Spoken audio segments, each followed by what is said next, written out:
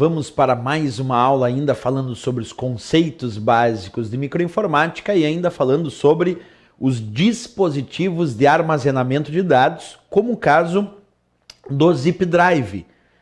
O Zip Drive, assim como os disquetes e os próprios discos rígidos que nós visualizamos na aula anterior, o tal disco de zip também é um dispositivo de armazenamento magnético, porque para realizar a gravação nesses discos de zip é necessário um processo magnético, assim como no disco rígido e também nos disquetes. Ele também é um dispositivo de armazenamento removível, porque eu posso remover o disco de zip do aparelho, que é o Zip Drive, e colocar num outro aparelho. Então, é magnético? É. É removível? É. Bem parecido com o disquete até agora. Até o tamanho dele é de 3,5 polegadas. É um pouquinho mais espesso, é verdade, mas também tem tamanho de 3,5 polegadas, muito parecido com a ideia do disquete.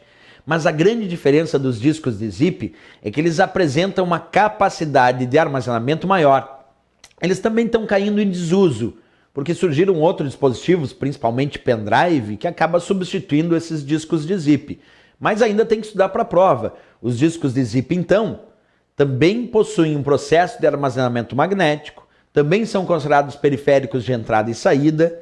A grande diferença está na capacidade de armazenamento de dados se comparado ao disquete tradicional.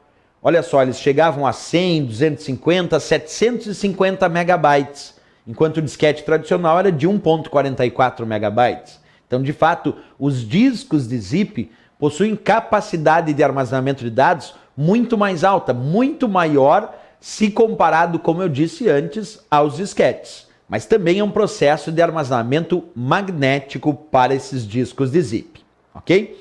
Bem, vamos falar agora um pouco de unidades ópticas. Quando eu cito unidade óptica, eu posso começar a falar aqui dos discos ópticos, CD, DVD e até discos Blu-ray.